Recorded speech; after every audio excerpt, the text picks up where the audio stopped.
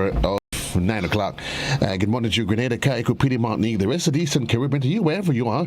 It's indeed a wonderful, wonderful Tuesday. Good morning to you, and welcome to this another edition of To The Point for today, the 29th day of the month of March. Indeed, the saints, they go marching, the month is marching on. Maybe we're moving on to brighter and better things in the morning time. A special good morning to those who are listeners, those of you in Classic 105.5 and 105.9 on the FM band. Wherever you are, we say thanks for being part of the broadcast. For those of you that's following us on the World Wide Web at www.gbn.gd, we say thanks for being part of the conversation in the morning time. And a special good morning and welcome to those of you that's joining us via the World Wide Web at www.gbn.gd. I'm Joseph Cadore, and I say thank you for being part of this morning's conversation. My guest this morning is the NDC's candidate for the constituency of St. Andrew Southwest, the man that over the years we've affectionately known as Toes, but was christened, hopefully, Lennox Andrews. My dear sir, good morning and welcome to The Point. How are you? Good morning. A very pleasant good morning as well to you and to your listeners. And I have to say I'm very happy to be here again in your studio, sitting next to you. Virtually, yes. It's been a long time. It has been a while. It's been a long time since I've been here. So yeah. I welcome this opportunity. It's interesting that you were in the studio, and it seems almost abnormal when for all our lives this is what we got used to. Yeah. But the last 2 years has taught us a lot of things. Yeah. And life is one thing that is change. That is a one thing that is constant. Yeah. So you are the NDC's candidate for the constituency of St. Andrew, that is St. Andrew Southwest. But let's talk to you. Professional, you've been employed with the Eastern Caribbean Central Bank, permanent secretary within the Ministry of Finance, former manager of the Communal Cooperative Credit Union and the River Sally Credit Union, lecturer. You know Johnny Come Lately, are you? Or am I assuming that you are? No, I am what you have just said. You can put your own vocabulary to describe it, but I am what I've just said. Let's talk. Who are you? Let's take away the professional accolades to it, because at the end of the day, when it comes to politics, there's a professional element to it, those things. But certainly, when we get down to meet the man, who are you? Okay, well, I will want to begin by defining myself in the context of a quotation that I read many years ago, and that makes substantial meaning to me. And the quotation is as follows: the greatest merit that one can achieve is to be at the service of his country and people. And therefore, if I were to define myself, I would want to define myself as someone who is disposed and is always ready to be at the service of his country and the people.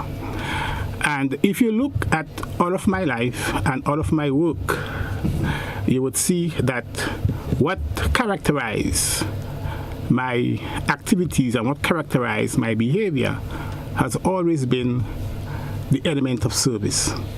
I have served in different capacities, in different institutions, in the region and at home, and in so doing, what has always been foremost in my mind and in my thoughts are the kind of things that I can do and that should be done to help to improve the lives of our people. And therefore, I get the greatest motivation and the greatest happiness by doing things to help people improve their lives and live a much better standard of living. And when I was at the central bank as the country economist from Montserrat, I visited that country almost once quarterly.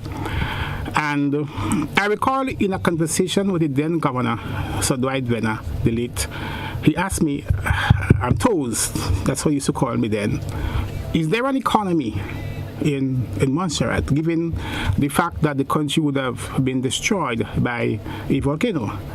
And I said to him, yes, Governor, wherever people assemble, you have an economy. And at that time, there were about 5,000 persons left living in Montserrat. And my task was to convince the governor that yes, there is an economy, that economic activity is taking place, that there are people there who have to consume and who are producing, and therefore we should dedicate our time to helping them to come out from where they are and give them a better life. The same applies when I was at the bank. I was also the country economist for Grenada.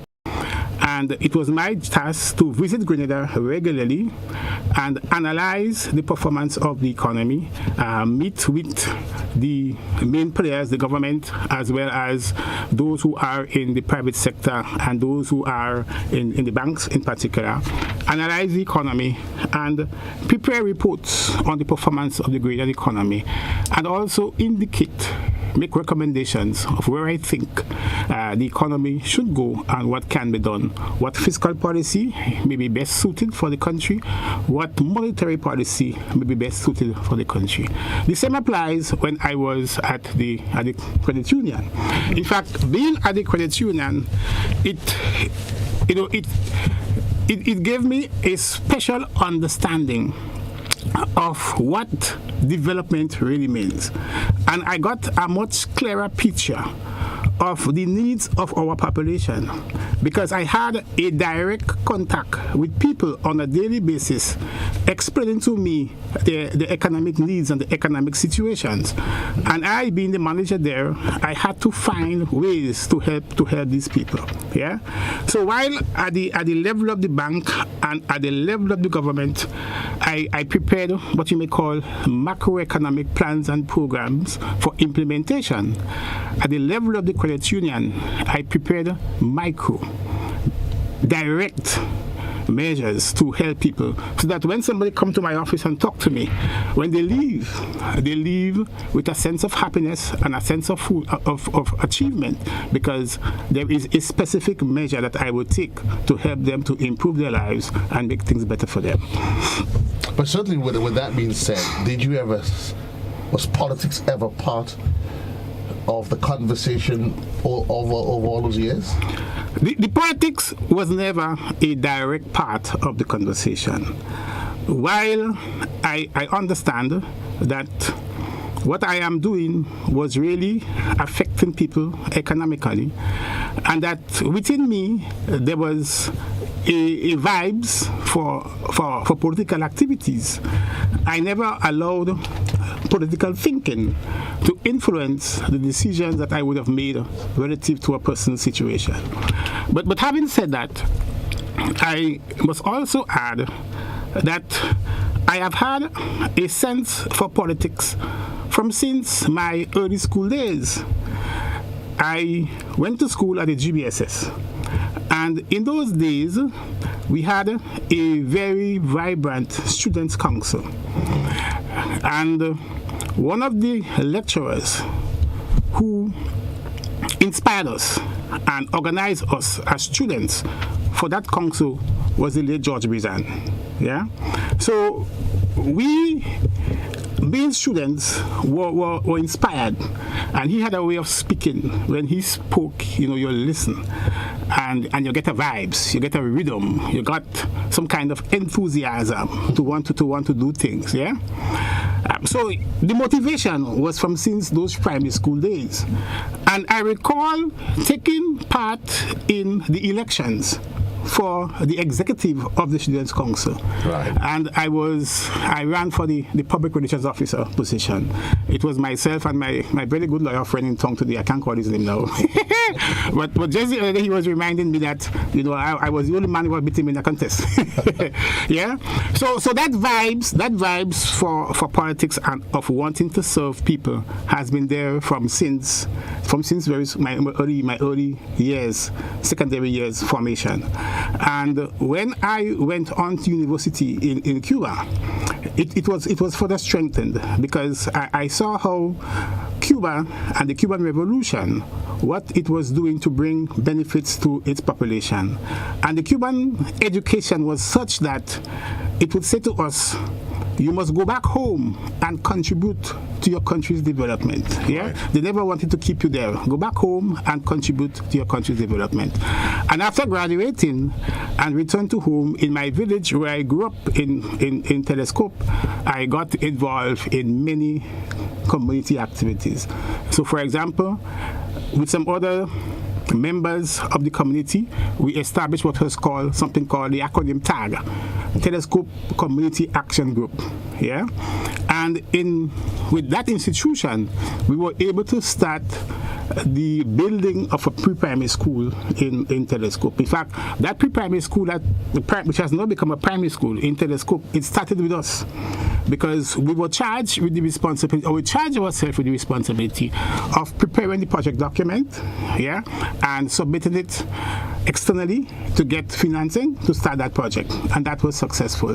But apart from that, I also got involved in a number of sporting activities in Telescope. We had a sporting club, right? And in that sporting club, the sporting club was organized to the point where we had a membership card, and we also had dues being paid, and we organized football, cricket, and athletics competitions on an annual basis in that village of Telescope. But Telescope is a big village, so what we did was that we divided the villages into smaller villages. So we had areas called Betois, right? Betois, Kawan, Blocofield. So when we were playing football competition, it was football among the respective villages, and it brought out the whole community of Telescope. So on a Sunday afternoon in School Ground, we had about 2 or 3 games from starting at about 3, and it was grand. Yeah. But let me ask you though, because you've touched on a few quite interesting elements that is separate and apart from the way our planned in the conversation is going to lead us. But either way, it adds to the conversation though. You talked about while at the GBSS the student bodies. Yeah. You also highlighted that sense of community spirit.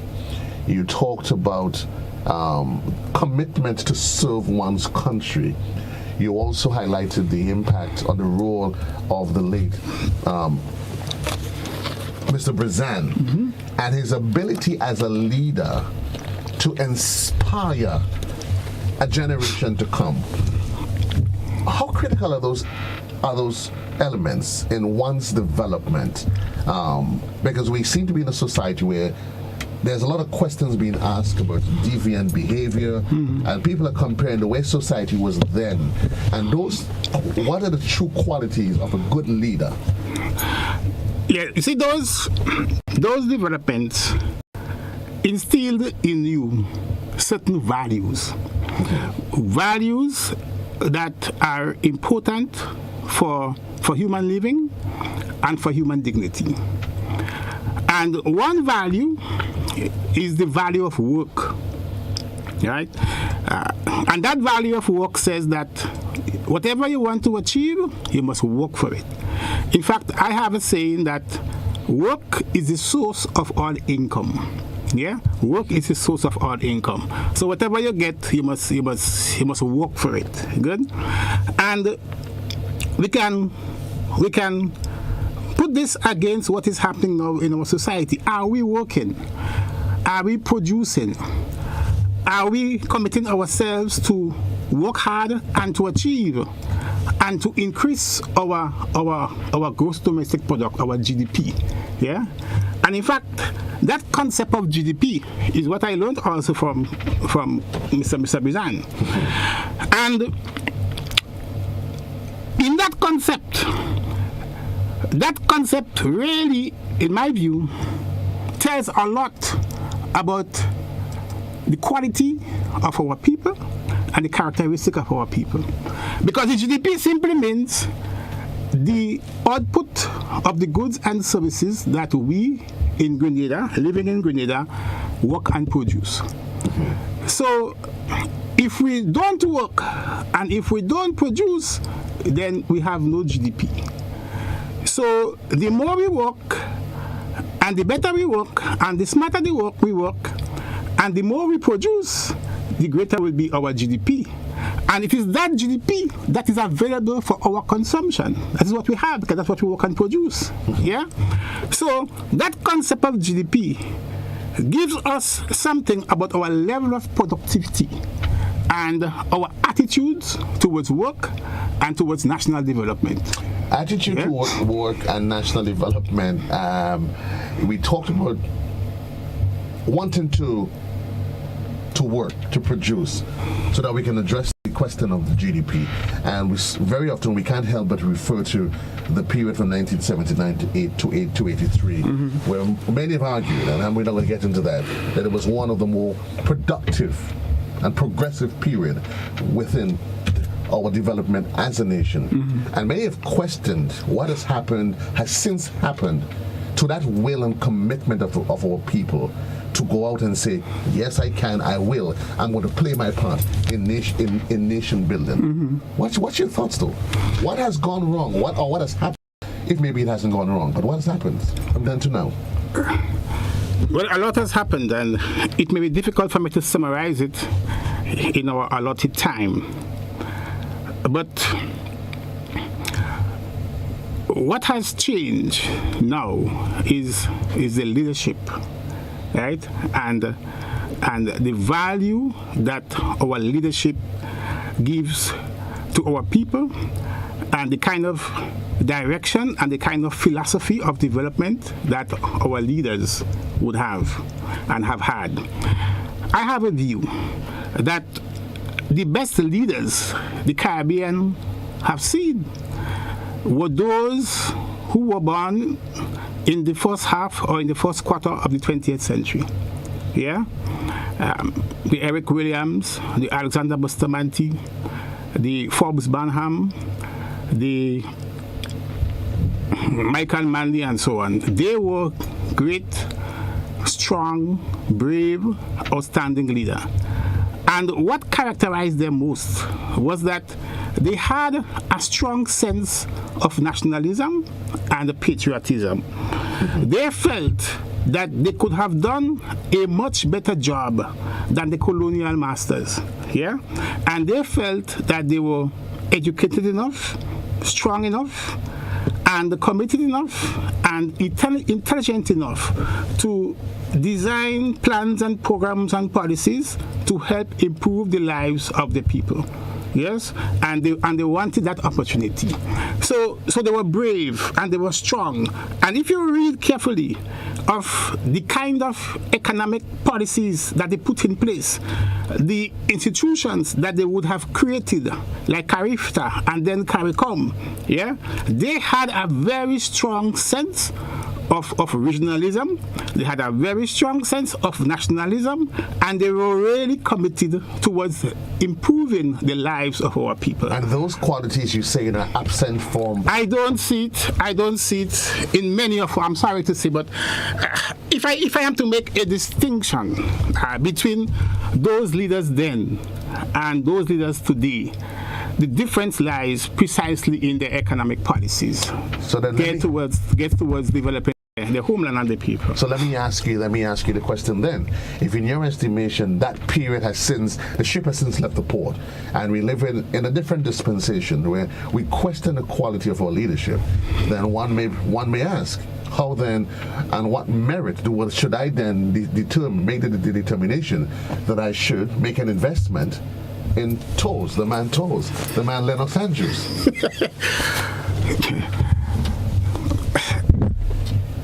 I noticed that investment because, in fact, that's what the people do. They invest in the leaders. Yes, I mean, the people of Southwest St. Andrew in the parish of St. Andrew have exercised a certain level of confidence and trust in me and have asked me to take the lead in transforming the constituency and in so doing, and by extension, transforming the country.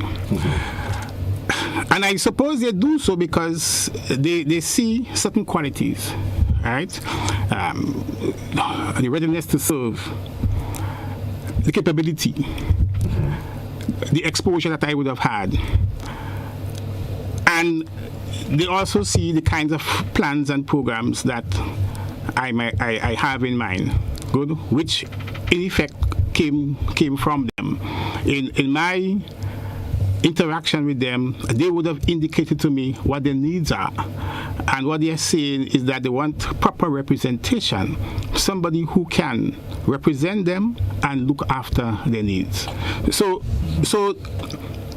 the difference is in the philosophy of life and in the philosophy of the leader. My view is that our region needs new leaders with new ideas and with a stronger commitment to seeing people's lives improve. I mean, I feel sad because when I look through the Caribbean these days, most of our leaders, the economic policies are geared towards, if I may say, keeping our people poor. It's geared towards too much dependency. I do accept that government has a role to play in people's lives, yeah? But government is not so much about giving people work, right? But government is more about putting people to work.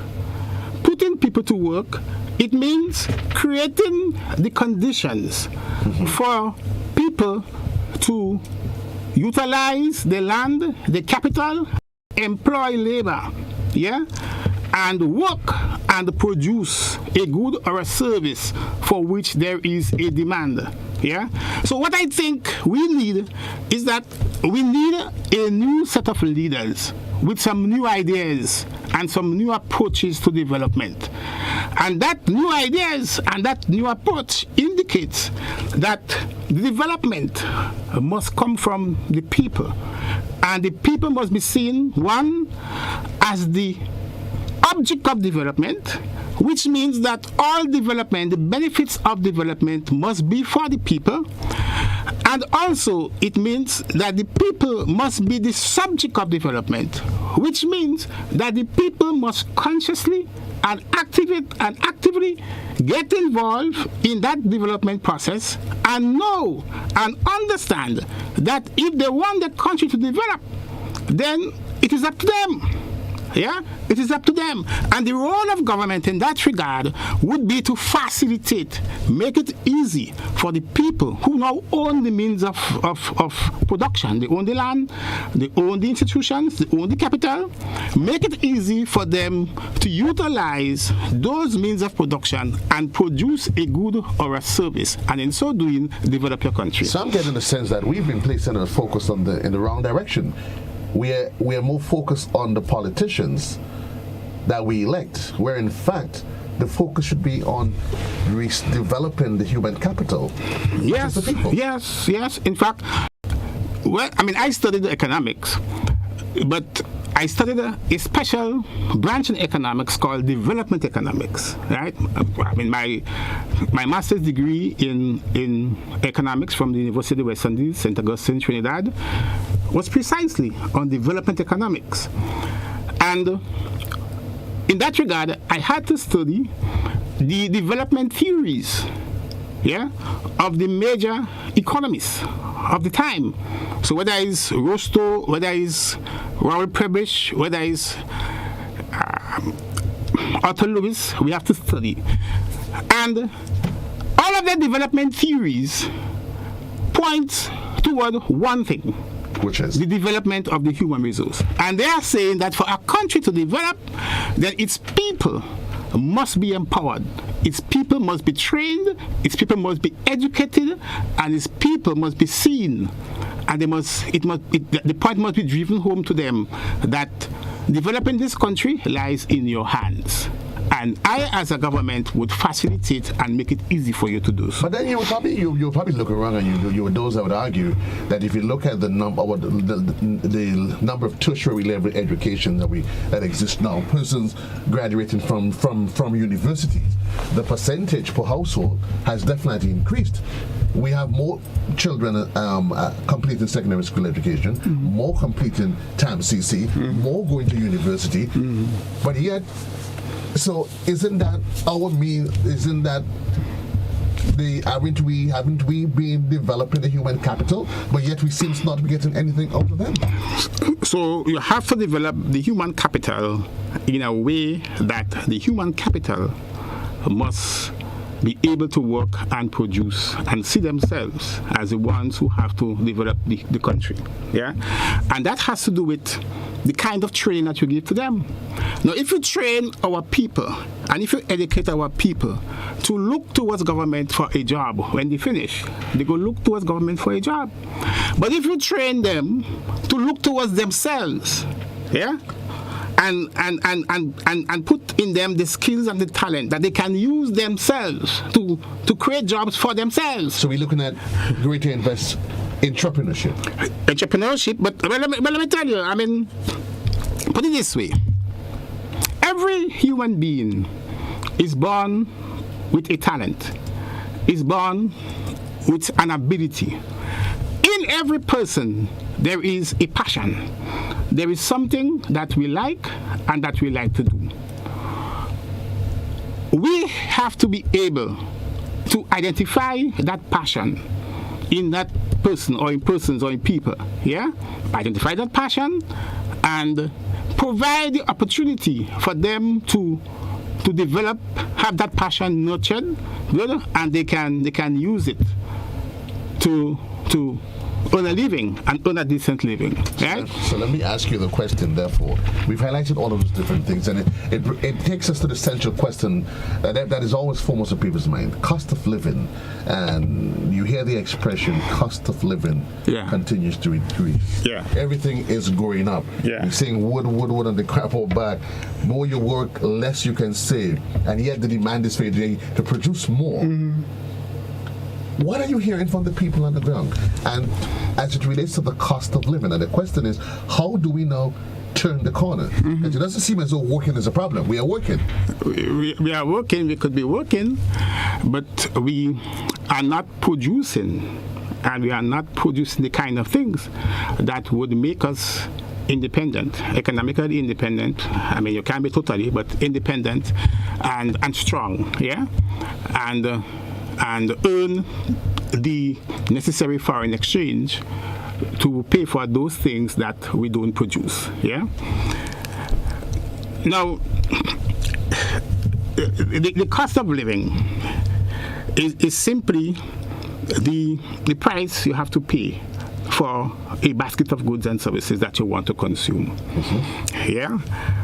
So if the price is high relative to your income, then cost of living would be high for you. So in other words, the real value, as the economists would say, the real value of your money, of your salary, the money that you have in your hand, depends on the prices of the goods and services that you're going to buy with your money. And those prices, how are they determined? Right. Well, there are many ways in which they can determine. Yeah. In a strict economic sense, and given my training, I have to mention it so that I will explain it so people will understand what I'm saying. In a strict economic sense, if you study, if I may say, free market economy, prices are determined by two forces: demand and supply. Mm-hmm. The strict economic sense. So let me give a practical example. If I am in the market and I sell in yams and I have 5 bags of yams, and me alone selling yams, and there are plenty people coming to me to buy yams, I would say, wow, me alone selling yams, a lot of people want yam to buy, good, I will raise my price. So the supply and demand there. Right. I am the seller. I got the supply. So you can dictate that. I will dictate that. Good. If on the other hand, there are plenty people selling yams and few people coming to buy yams, yeah? To encourage my sale, I will be tempted to lower my price. Yeah? So that's one area. And you see it happening every day. I mean, after Ivan, for example, the story is told that there was a man in Montparnasse who was the only person who had a gas bottle in the village. And when he woke up that morning, he saw a pile of people outside the house coming to buy a gas bottle. Right? He said, whoa, all the watch customers. Immediately, he raised the price of gas bottle. Yeah? I mean, he's not wrong. I would say he's right. He's right because, chances are somebody may come and buy all and go and sell it elsewhere for a higher price. So he raised his price to ensure that people get, because price has a particular function. It rations. Yeah? It rations. Another story I want to tell you is that in Telescope, where I grew up after Ivan, there was no current. Yeah? But there was one man who had a generator. Yeah? So if you wanted a cold beer, that's the only place where you would go to find a cold beer. My man raised his cold beer price to $10 and $15. Right? So that is demand and supply. But then, while there's those economic intricacies that we can well appreciate, the question that we have to address is, so prices continue to increase. There is, in the face of scarcity, as we said, and the supply, prices are going to increase. That's right. And we've seen the steady rise in everything. And let's be realistic about it. What do you propose as an economist can be done, should be done, must be done in order that the average Joe like you and then I say the average Joe because I am Joe, I mean it literally, that we have to do to enjoy a better standard of living? That's the question for you. We have to take a quick commercial break. All right.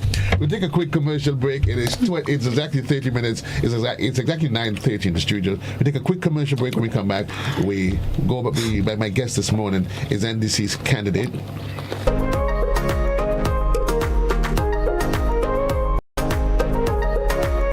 Join GBN on Wednesday nights at 8 p.m. for Interesting Grenadians, a program that showcases the lives of interesting and outstanding Grenadians at home and abroad. It's Interesting Grenadians every Wednesday night at 8 p.m. on GBN. Don't you miss it.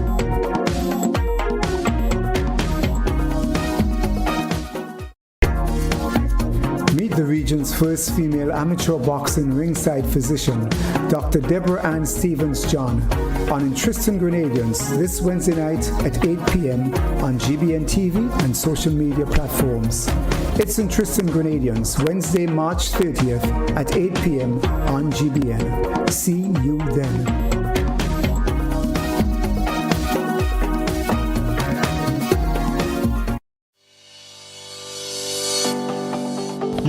One day I woke up and they painted a set of pedestrian crossing all along the streets. Nobody told us how to use that thing properly. I know how. You're serious? Every safe, good driver knows about these things. As a driver, you have to be very attentive. You're coming up close to a pedestrian cross, you start slowing down immediately, looking to see if there's any pedestrian on the side getting ready to cross. If there is, you stop on the line that is a certain distance before the crosswalk. Then you would see the pedestrian put their hands out, looking directly at you, indicating that they are going to cross. And only when you have come to a complete stop, that is when they will quickly and safely cross to the other side. And then you continue happily on your journey. Stop, look, hand out, eye contact, wait for pedestrian to cross. Then you happily continue on your journey. This message is brought to you by this group of insurance companies, the Traffic Advisory Body, and the Traffic Department.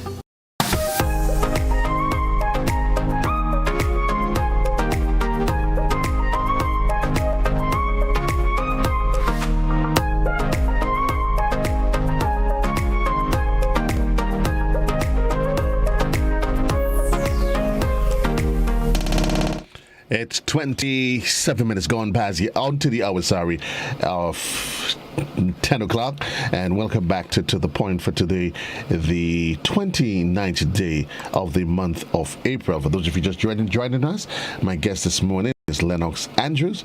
He's the NDC's candidate for St. Andrew Southwest. And again, Mr. Andrew, thank you for being part of the program.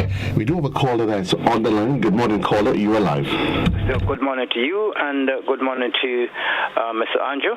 So, really, this is a document for your library. Please store that in a special place. The gentleman said it all. Why we had not been doing this thing over the years from 1951 to date.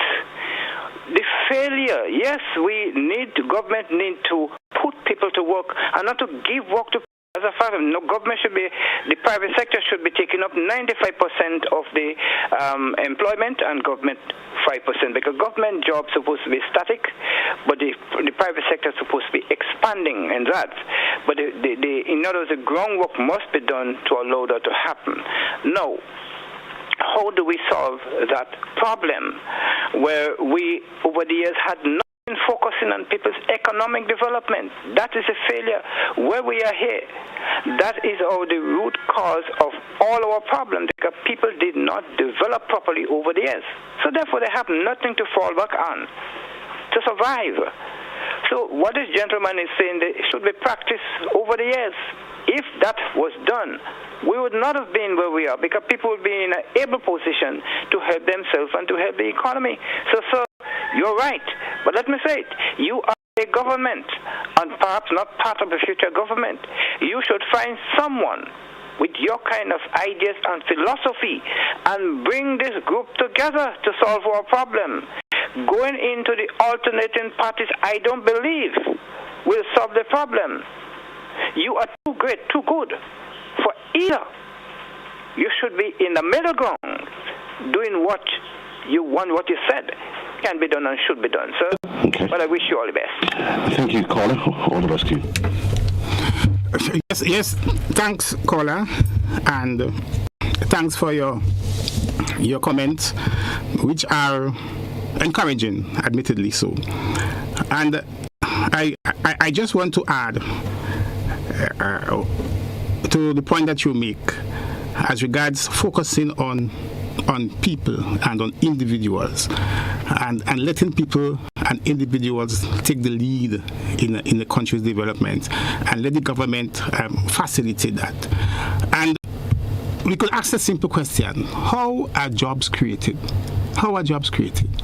Well, jobs are created by utilizing your land and your capital, good, and employing labor, good. So, but in a country like Grenada, the majority of the land and the majority of the capital are in private hands. They are owned by individuals and by institutions. Yeah? So they are the ones who are in a much better position to create jobs. Now, in a country like Cuba, where I lived and studied for 6 years, the land and the capital are in the main owned by the state. So the state has an obligation, put it that way, to create jobs, to utilize the land and the capital and employ people and put people to work. Good? Now, in a country like ours, where the land and the capital are owned by individuals, then individuals should be the one to utilize those land and capital and employ labor. What's the role of government in this regard? The role of government is to make it easy, or to use the words facilitate, and of course regulate, make it easy for those who own the land and the capital and those who have the talent to utilize them. And let me give an example. We have a lot of land that idle land in Grenada. Yeah? Mm-hmm. If you want to utilize that idle land, here's what government can do to make it easy for those who own the land to utilize the land. And that's a facilitating role I'm speaking about. One, government can construct a road, build a nice farm road, so you have easy access to the land. If the farmer realized that he could get to his land easily, he may well be encouraged to go and work the land and employ people to work the land. Not so? So job can be created. But maybe constructing the road may not be enough. Yeah? So the government can also make it easy by providing the farmers with certain inputs. And it can do so at a much lower cost to them. So the inputs, whether it's a cutlass, a fork, a spade, a digger, right? You could provide them with that, give them concessions to bring in those things, yeah? Or the plantlets, the manure, I don't like to use manure, the fertilizer, for example. Good. You can provide those things for the farmer. You may even want to assist him by subsidizing his labor. Good. All of these are facilitated measures that the government can use to get you to work, to put you to work, yeah, and produce for the country's growth and for the country's development. We have a caller that's on the line, 21 minutes onto the hour. You're live, caller. Yeah. Good morning, Joe. Yes, good morning. So you're live. If I was around this man, I would shake his hand 1,000,000 times. Mr. Antoine is the first person. Mr. Andrews, thank you. Mr. Andrews is the first person I ever heard that intend to go for, let's say, involved in politics that has so many ideas. On the other hand, I think you describe yourself in a psychological way when you answer Mr. The questioner. When you answer him with many questions, you answer him in the right way. You didn't brag yourself. You say what you can do. And that's very, very important. A lot of people, they are not like you. You have a lot of ideas. And if I were in your area, I'd have certainly voted for you. Not for your party, you know. You would have never missed my vote. And these are the people we want in Grenada to say what they could do. And I expect you to win in your area. If you win, fight hard to put some of these ideas into practice, because certainly our country will grow and grow by leaps and bounds. Okay. Thank you very much. Thank you, sir. 19 minutes on to the hour. We for the failure of running out of time, and that's as soon as it happened. We want to try to get you the answer to the question that we're speaking, because I think it is focused on everybody's mind. The question is, and we talk about the relationship between supply and demand. How do we turn the corner, Mr. Lennox Andrews? Resources are scarce. Prices continue to increase. How do we stem the tide? Yeah. Practically. Yeah. There are many ways in which we can attempt to solve the high prices problem. In a well-developed economy, the leaders can implement monetary policies. Well, that's not Grenada you're talking about. But we can't do that in Grenada. Okay. All right. So in Grenada's case, have to utilize what is called fiscal policy. And I'm using these things like that because I want sometimes people say when you speak, you use too much of big words that people don't understand. I don't accept what the point is that our people need to be familiar with those vocabulary. Yeah? So fiscal policy is simply the policy of the government. What can the government do? Or what can the government do? What it is doing. That is fiscal policy. But I will say to you that on the one hand, because an element of price is tax, then a government can consider lowering the rate of tax on those particular items. But that's a transitory measure. In my humble view, from a purely economic point of view, the real solution to prices and to high prices is increased production. And increased supply. Put it this way, let me ask you a simple question.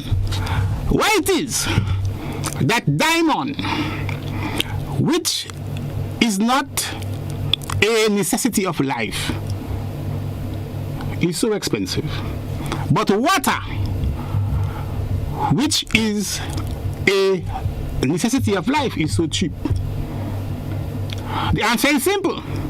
Diamond is scarce and water is everywhere. Yeah, water is everywhere. So if you want to bring down prices, all we have to do is produce more.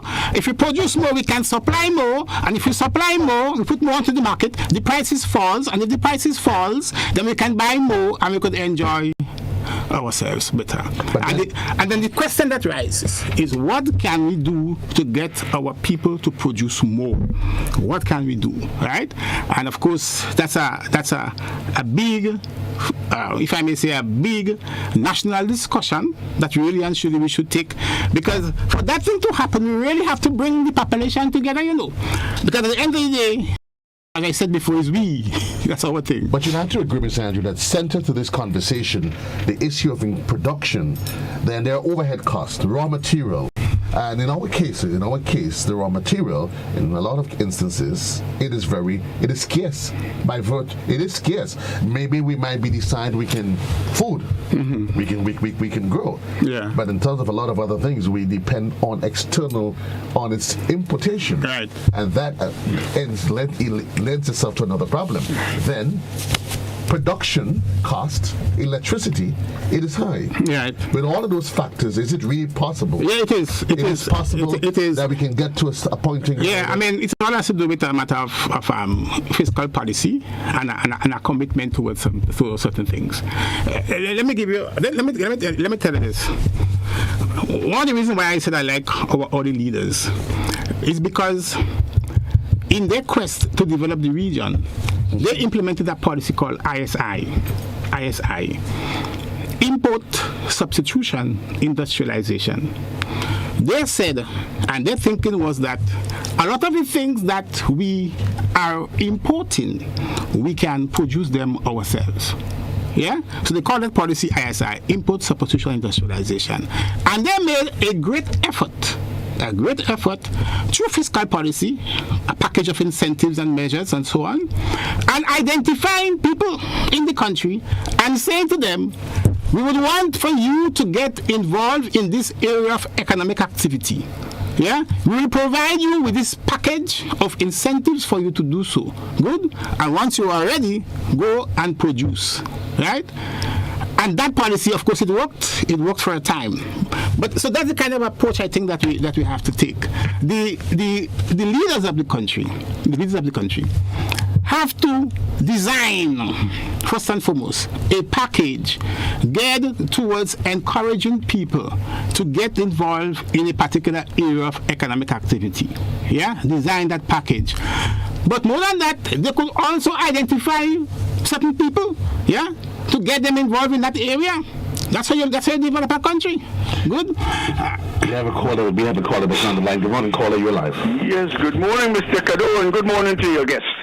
I must indeed say that I have never ever been so impressed by an aspirant for a partisan political position. I say aspirant because he's not a candidate yet, Mr. Cadore. No elections have been declared. You're a candidate when there is something on offer. Anyway, I'm happy that this gentleman is outlining and stating all these beautiful, because he sounds good, and in reality these things have been tested and proven globally. But there's something here. This gentleman was also but he may have an excuse to he was in a job. The IMF imposed upon us a lot of these things that we suffer with today. He was in the fray back then too. But I'm happy that he's out now and he's seen the things as they really are. But my dear brother, I wish to ask you this question because I'm seriously concerned about change. I don't want more talk in this country. The question is, do you, and by the way, I should say this is a personal question. Don't tell me about what your party thinks. Do you, as a citizen of this country, believe that under the current constitutional architecture which rules this country, whereas, for instance, there is nothing in that said document that speaks of the quote-unquote economic structure for development, do you think that anything that you have said there this morning is really feasible, practicable, possible? Thank you very much and have a nice day. Thank you very much, caller. Yes, I think it's possible. I think it's possible, and it's also practical, because the Constitution allows for our individual freedom. Yeah, the Constitution allows us to do what we can do within the confines of our law, of the law of this country, to produce a good or a service that is not harmful to the nation, and a good or a service for which there is a demand. Yeah? So the Constitution allows for our individual economic freedom. Good? And once there are no constraints, there are no bottlenecks to exercising those individual economic freedom, then we can. It is possible. Yeah, it is possible. And I think what we need more than anything else is that individual economic freedom, to be able to go out there to utilize our resources and to produce a good or a service. Yeah. Contribute to nation building. And that is not being selfish, because people may say that as you go seeking your own interest, you're being selfish. It's not being really selfish. I like to call it enlightened self-interest. I mean, Adam Smith, who is regarded as the father of economics, wrote in 1763 a book he called The Wealth of Nations. And in that book, he explains how countries develop. Yeah? And he indicates that as individuals go seeking their own interests, yeah, there is an invisible hand that would allow for the nation as a whole to benefit and to prosper. So I am seeking my interests. I would need you, Mr. Cadore, to help me to seek my interests. But in you helping me to seek my interests, you are also seeking your interests. Yeah? And it continues. And in the end, we are all benefiting. We are all seeking our interests. So it is enlightened self-interest as against total, your individual self-interest. Collectivism. Collectivism, yes. That's a good choice of vocabulary. We're keeping our eyes on the clock. It is 9 minutes on to the hour in the morning time. In case you've just joined me, my guest this morning is the NDC caretaker candidate for St. Andrews Southwest, Mr. Lennox Andrew. We've highlighted a lot of things. Let's go to the telephone lines. Good morning, caller. You are live. Good morning, Mr. Cadore, and good morning to your guests. Mr. Andrews, my question has to do with pension. The fact now that after two successful terms as a parliamentarian, it qualifies you qualifies them for a pension. Now, if you are successful in your bid, would you accept it as it is, or would you work to change it? Because it's an issue. Why do other people have to work for so long before they qualify? My question is, would you accept it as it is, or if you are successful, would you work to change it? Thank you. Thank you, sir. I suppose you're referring to the pension of the workers, or the pension of the parliamentarians get. The pension the parliamentarians get is a decision of the government. I mean, the government has been elected to serve and to act on behalf of the people, and they make decisions. Good. And that's one decision. The pension for the workers is a constitutional matter, yeah? And what I think needs to happen is to find a way to restore it. Now, it would mean that we have to do some calculations. As an economist myself, I would have done my own individual calculation, right, on how much it will cost a government to restore that pension. The figure I got is about 7 million. On an annual basis going forward. The question is, given government fiscal situation, fiscal performance, is it in a position, right, to be able to incur that expenditure on an annual basis going forward?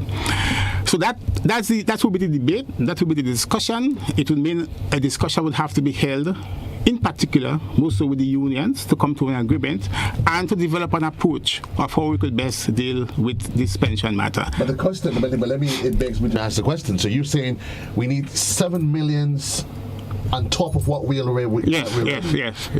As an economist, though, are we in a position ever to get there and achieve? You said center to taking us from the quagmire that we're in, the economic quagmire, is setting us to work. 100,000 thereabouts, 65% under the age of 35. Do we have the human capital to achieve that as an economist? No, I mean, the more persons, let me say, how does government makes money? Government makes money by taxing people who don't work with it, right? So the more persons that you have working on their own is the more persons you have to tax, yeah? And therefore, it is the more revenue you are likely to earn from taxation. Good? That's why I'm saying it is always to the benefit of a government to have people working on their own and tax them, because the more you have people working on their own, the greater is the potential for tax revenue. Yeah. So if you develop your economy in such a way that you give people the individual freedom to get involved in economic activity in the country and to work on their own and produce their own income, which you can tax, chances are, right? So you are saying that the private sector should in fact be the engine of growth. But that is an accepted approach towards development in our islands, for the simple reason that the means of production, what you need to produce, are largely in the hands of private individuals and private institutions. Yeah. So why is it that we've lacked the will to do so over the years? Or why haven't we? If it's that simple, what's the rocket science? The simplicity lies in the fact that we have had the wrong approach to development. Development is about people. People, as I said before, as the object and subject of development. Yeah? So we have to put our people to work. Put the people to work. Put the people to work. The question is, are we willing to work? We go back to the telephone lines. Classic, good morning, caller, you're alive. Good morning. Yes, sir. If we don't know the rate of inflation over the years, how can we move forward economically? I find that is impossible. Thank you. No, we know what the rate of inflation has been over the years. The rate of inflation internationally is measured by what they call the CPI, the Consumer Price Index.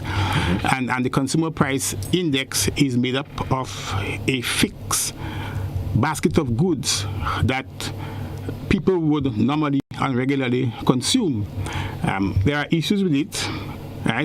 Because, for example, it does not take into consideration those new goods and services that come on stream, right? But be that as it may, the CPI is the internationally accepted methodology for calculating the rate of inflation. But when you said there's a problem with it, what exactly are you referring to?